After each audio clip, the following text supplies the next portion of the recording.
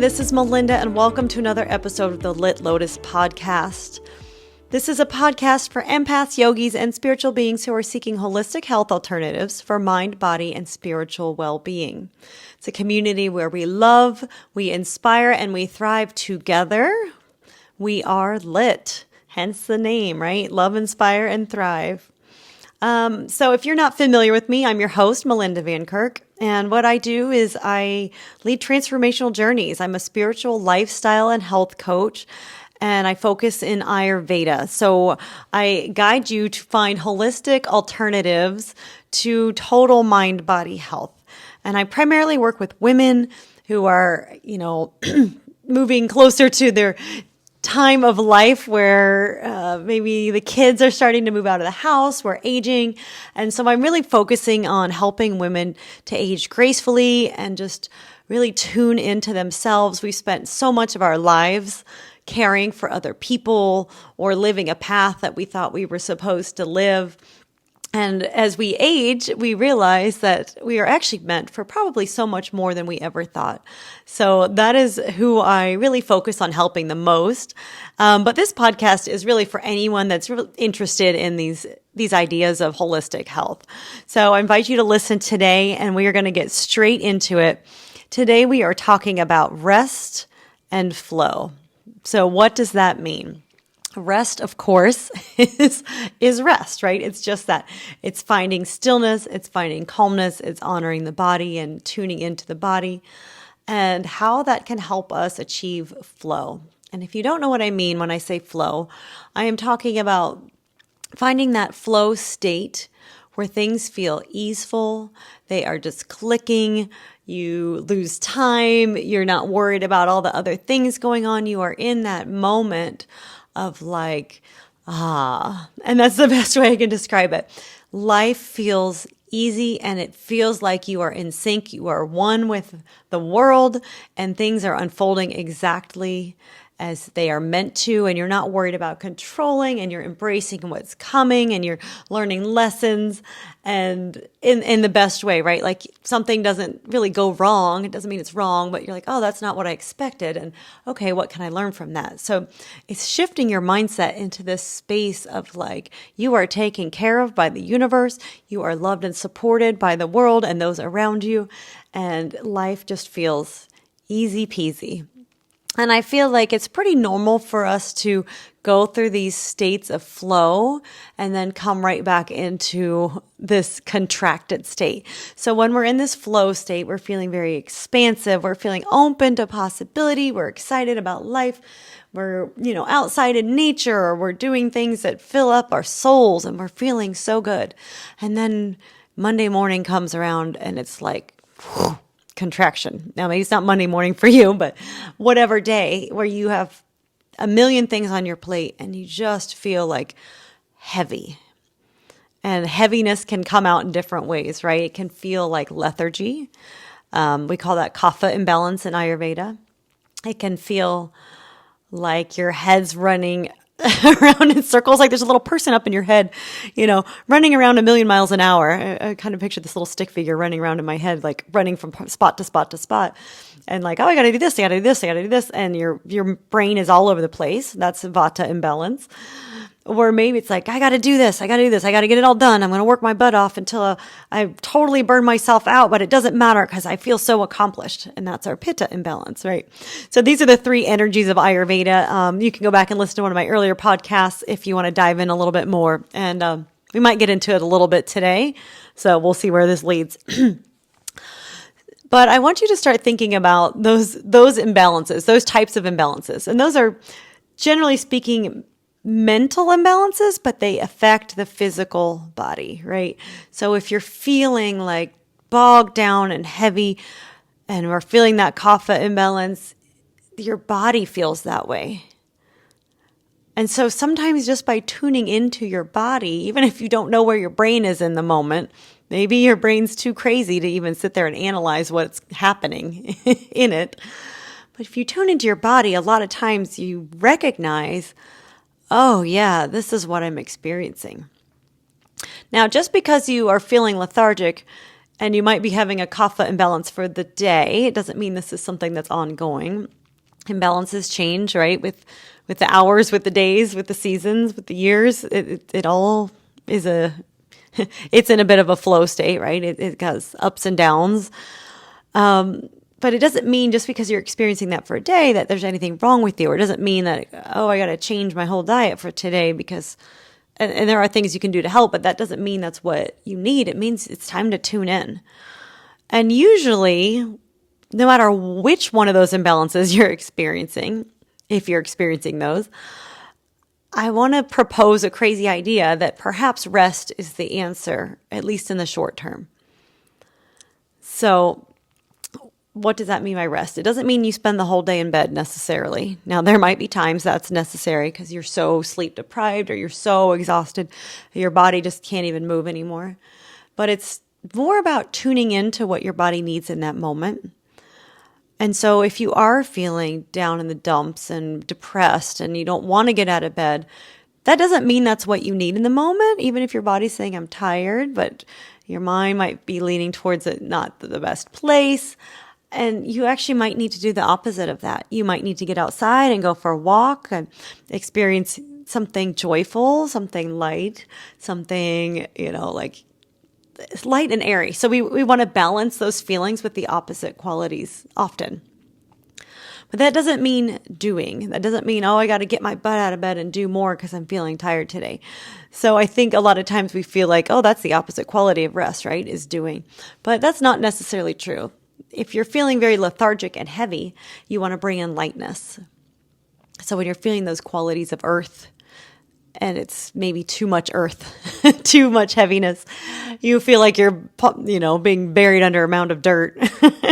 It's time to say, all right, what do I want to do to bring in air and ether and spaciousness into my life? And so often spaciousness is not going to come in the form of a task. It might be just the opposite. It might be, I really don't need to go to work today, and I need to go for a walk, and I just need to relax and enjoy myself. And not like a walk there, I got to work out and sweat.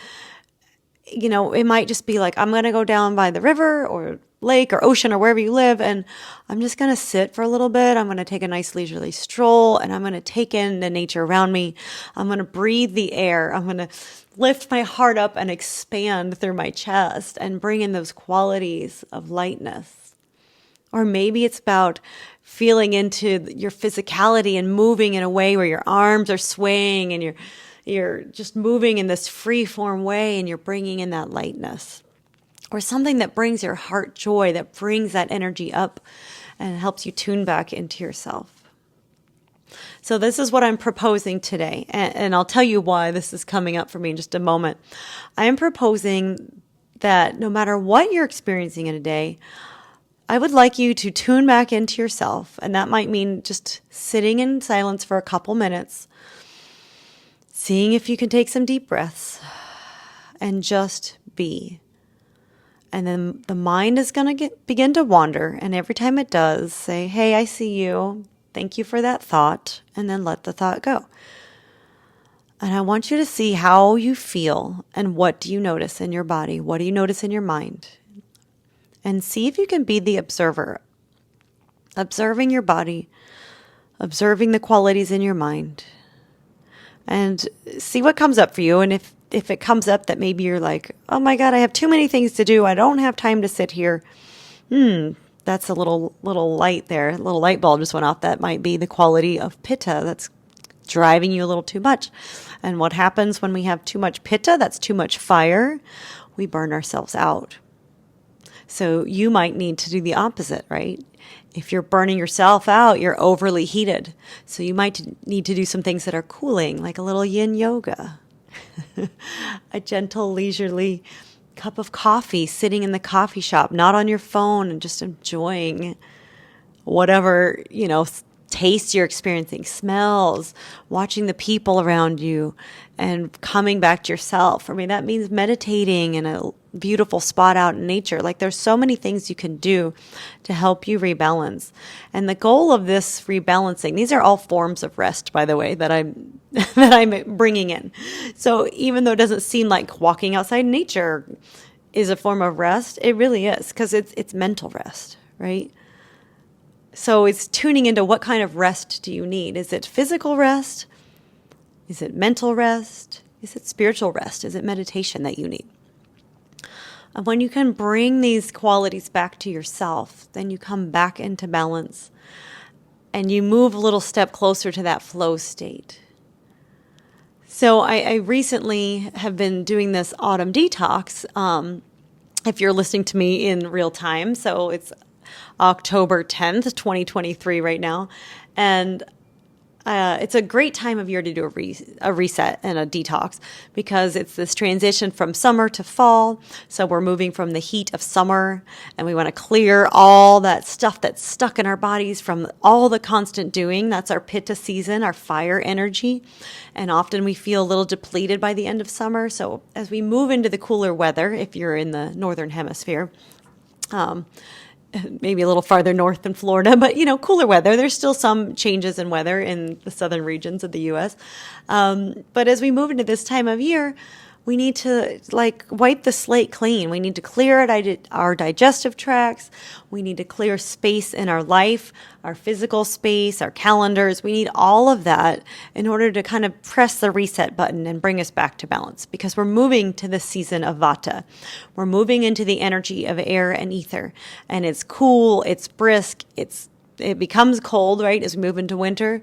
It's dry, it's brittle, it's windy. It's all these qualities that can throw us way off balance. So if you think you're going from the fire to the cold air, think how that feels on your body, right? If you're sweating and hot somewhere and then all of a sudden you step into freezing cold temperatures, it might feel good in the first minute or two. And then after a little bit, you're like, oh my God, I'm in a state of shock. My body wasn't prepared for this.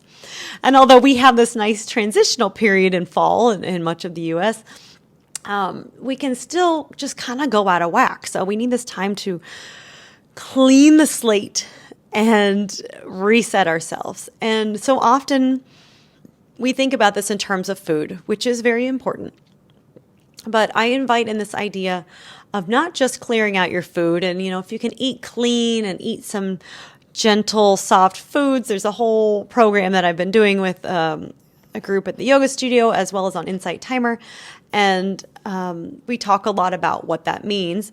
But food always seems to be the most important thing for everybody. And food is so important, but there's so many more daily habits and things that you can bring into your life to help you transition.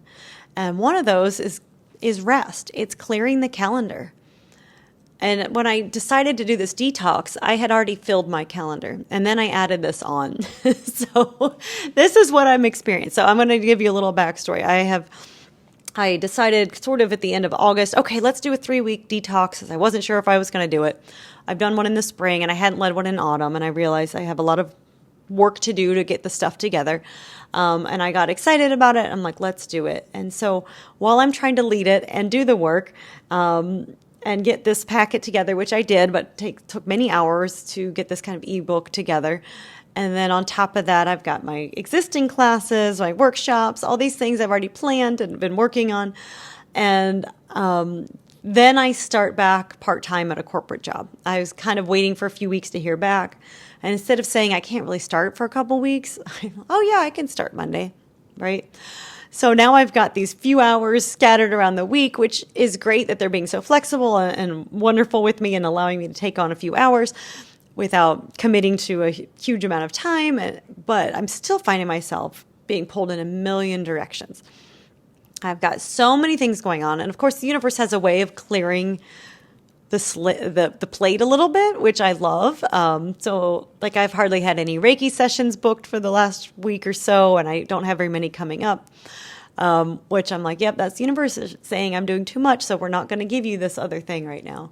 I've got a couple private yoga clients. I've got sessions to work with them this week on top of classes and subbing. And I just realized, how am I supposed to lead a detox when I haven't set myself up for success with this? So I'm asking myself as I go through this week, what does rest look like for me?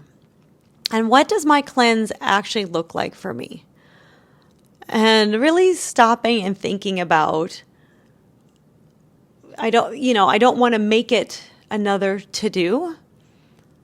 And I was kind of beating myself up yesterday with this because I was thinking like, I really wanted to do this full cleanse, like a at-home pancha karma with taking the ghee and have a couple days of fasting and all this stuff. And I did it last year. And last year I cleared my calendar except for like 2 things, and it was still too much with the 2 things. So I don't know why my brain, my pitta brain is like, yes, you can do it. You can do it all. And I'm like, as I started this week to start my kitchery portion of the cleanse, I'm like, this is not realistic. Like I have clients to see. I've got things scheduled. I'm just trying to find a way to not feel like I'm rushing around and being pulled in a million directions.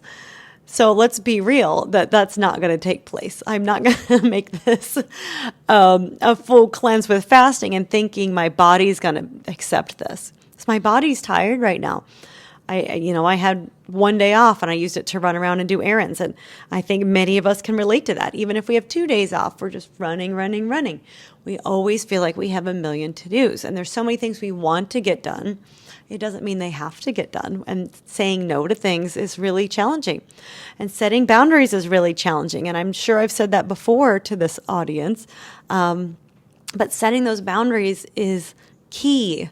And those boundaries are for yourself. So me setting boundaries are for myself. So last week I was responsible. I took a day off. I had a lovely day of rest and relaxation. And I was definitely having a vata imbalance that day. So my brain was going 10 million miles an hour, but my body was saying, help, I'm tired, please stop. And so I texted work and I said, can I work a different day? And they're like, that's fine, no problem.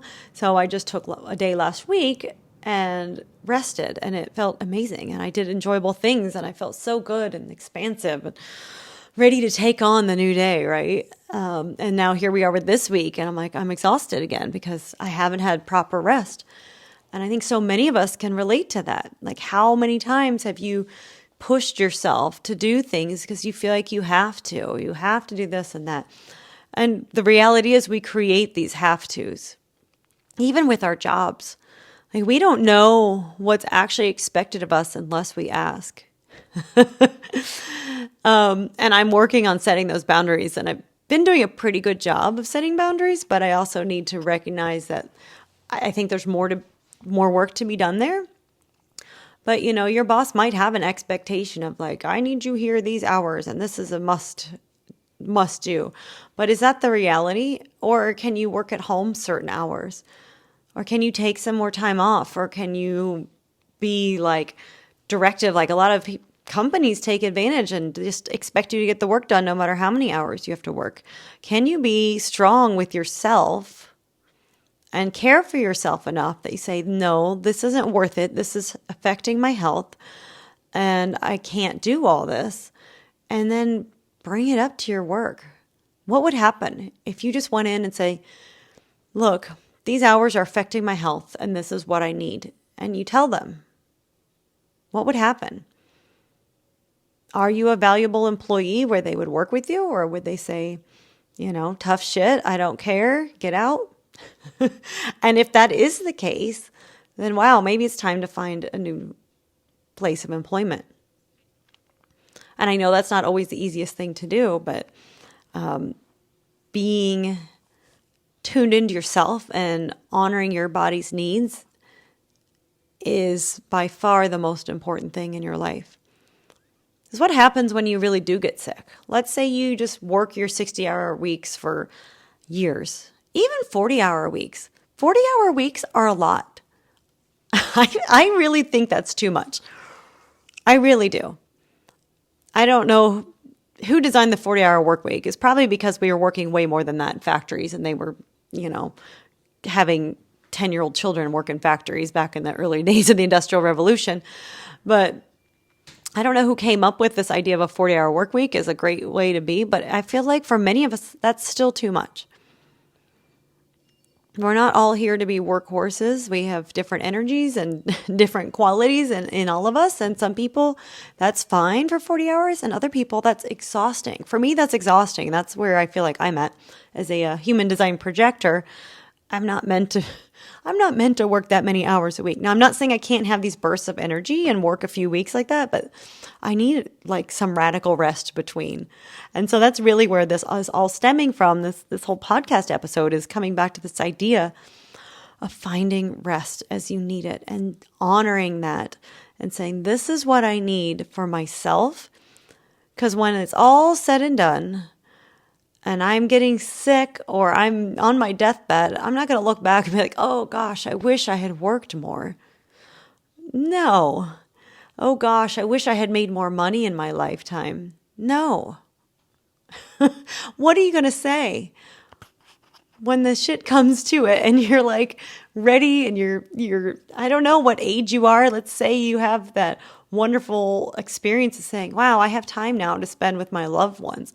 If you're given a year to live, like that's got to be really challenging mentally and mess you up. But there's also a gift there that says, wow, I was given this notice that I can stop and really spend this last year of my life with my loved ones. And like what a gift that is. Or be able to look back at your life as you're an old person and say, wow, what mattered the most?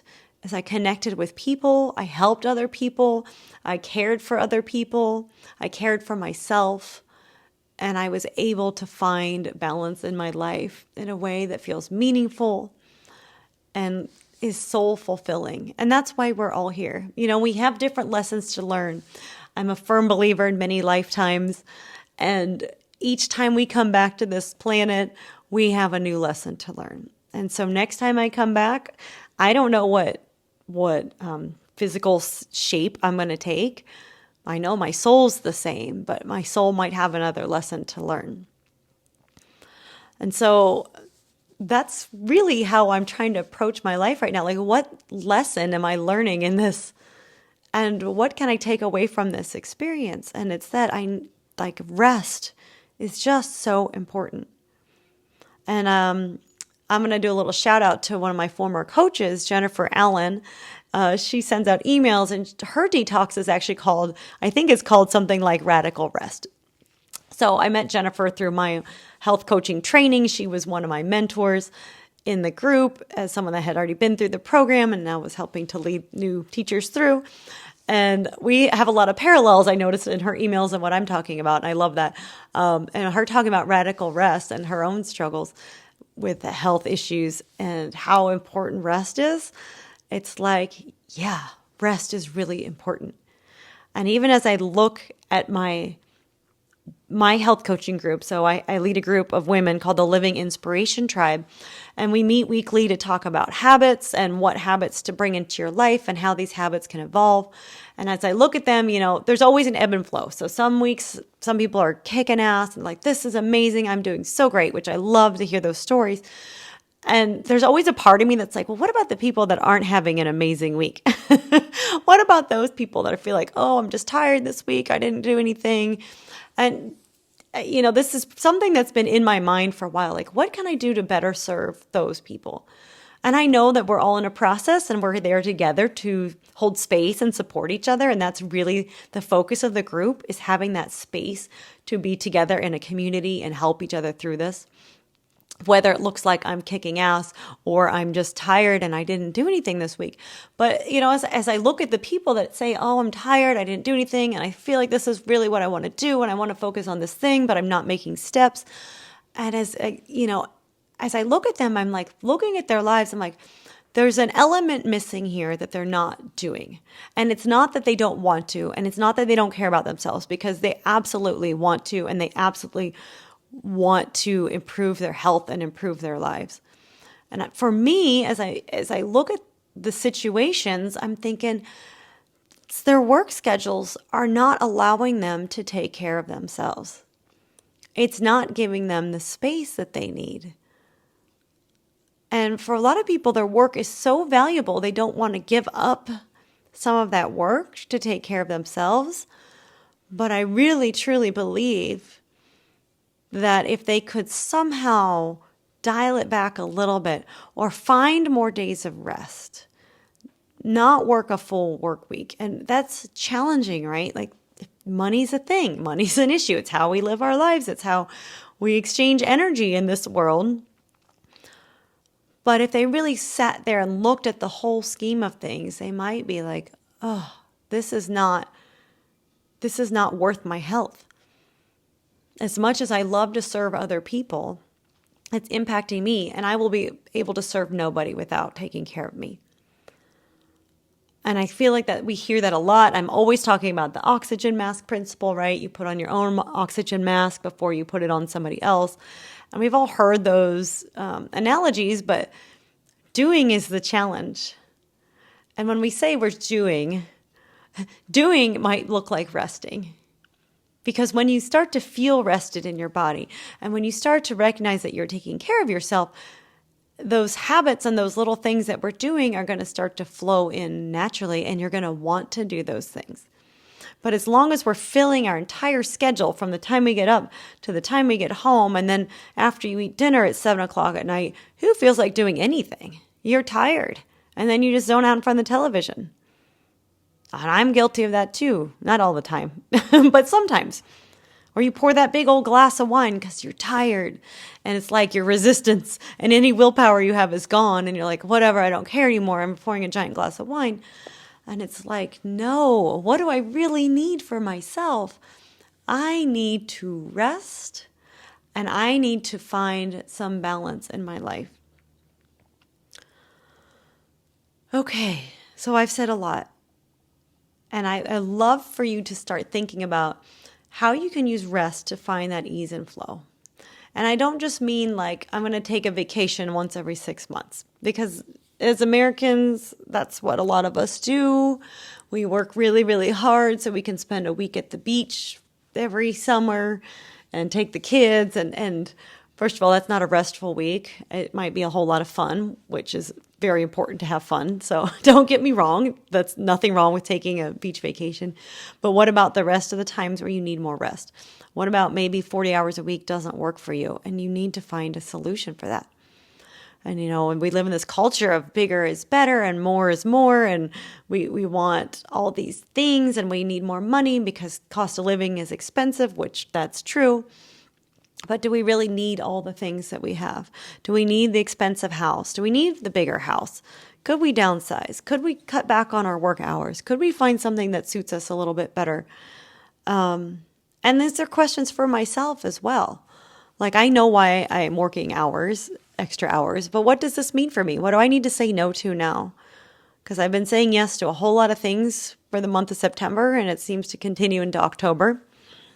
And I'm about to have a week of vacation coming up, so I'm asking myself, what can I do during that week to recognize that I need to say no to things, and really analyzing my life. So when I create a little space, and it's going to feel so good to have a little space, although I'm going to be in a small place with a lot of people, so we'll see how this goes. But just going for morning walks out in the sunshine and like stepping away from life's responsibilities for a week is going to feel pretty darn good and give me a little perspective, hopefully, on where can I cut out. And I did make steps in my detox. I decided I'm not doing this whole big cleanse where I'm fasting. I'm doing a cleanse that feels good. So I decided to just have softer, more cooked foods.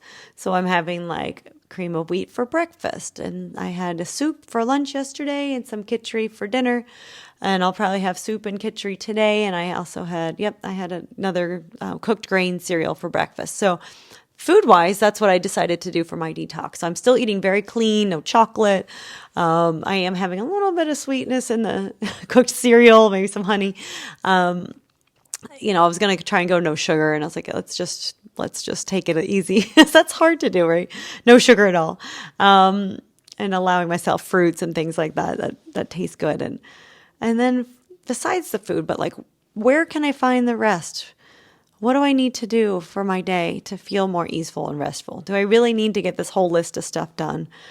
Or can I just go with the flow and feel into it and come back to my daily practice?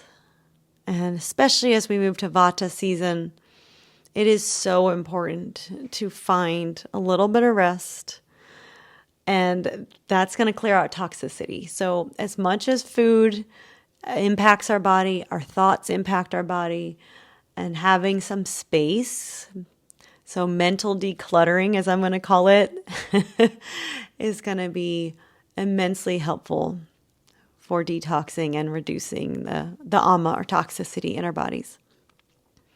So I would love to hear from you guys that are listening, how you are finding a little bit of rest and how you can help find flow.